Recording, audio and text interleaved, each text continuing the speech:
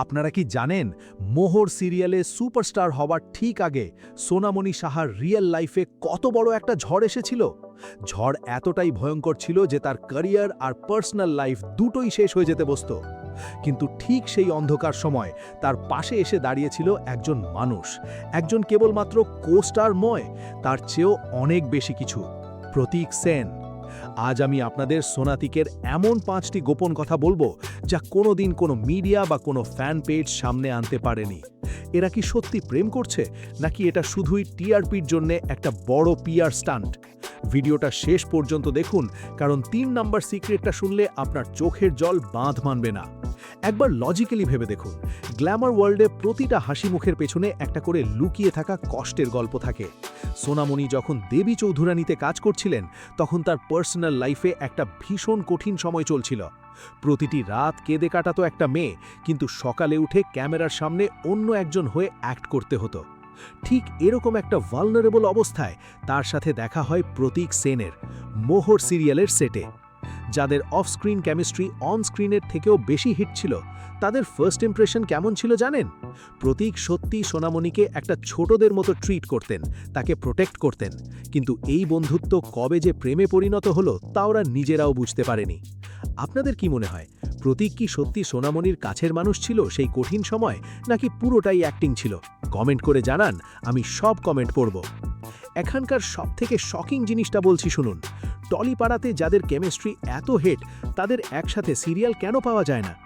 এটাই হলো second secret. ইন্ডাস্ট্রির একটা বড় অংশ এ কথা ভালোভাবে জানে যে সোনাতিক একসাথে স্ক্রিন শেয়ার করলে অন্য কোনো জুটি টিকতে পারবে না। তার জন্যই এক্কা ডক্কা সিরিয়ালে যখন টিআরপি কম ছিল, তখন চ্যানেল বাধ্য হয়ে প্রতীককে ফিরিয়ে আনে। এটাই হলো অডিয়েন্সের পাওয়ার। কিন্তু একটু ভেবে দেখুন তো, যাদের অন স্ক্রিন কেমিস্ট্রি এত হেট, তারা রিয়েল লাইফে কেন এদের সম্পর্কটাকে অফিসিয়াল করছেন না?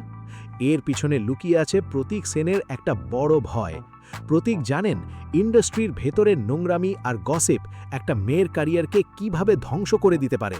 তাই তিনি চান না তার জন্য সোনামণিকে কোনো নেগেটিভ পিআরের শিকার হতে হয়। এটাই হলো একটা আসল পুরুষের মতো ভালোবাসা, যা প্রোটেক্ট করতে জানে। সিক্রেট নাম্বার 3, যেটা নেট পাড়াতে থেকেছে শুধু গোপন কথার আড়ালে। শুটিং সেটে এরকম অনেকবার হয়েছে যেখানে ক্যামেরা অফ থাকার পরও তাদের কেমিস্ট্রি অফ হয়নি।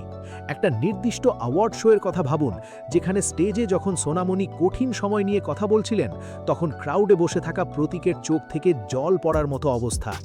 এরা যদি সত্যি বন্ধু হতো, তাহলে একজনের কষ্টে অন্যজন এত কেন কাঁদে? কেন মাঝরাতে সোনামণির একটা ইমোশনাল পোস্টে প্রতীক কমেন্ট করে লেখে, সব সময় পাশে আছি? আপনাদের কি মনে হয়, এই বন্ধুত্ব সত্যি প্রেমে পরিণত হয়েছে? হ্যাঁ নাকি না, নিচে কমেন্ট করুন।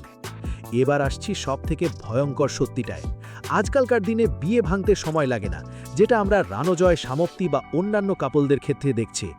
সোনামণি নিজের প্রিভিয়াস লাইফে একটা ভগ্ন দশা দেখেছে, তাই সে এখন কোনো পাবলিক রিলেশনশিপে যেতে ভয় পায়।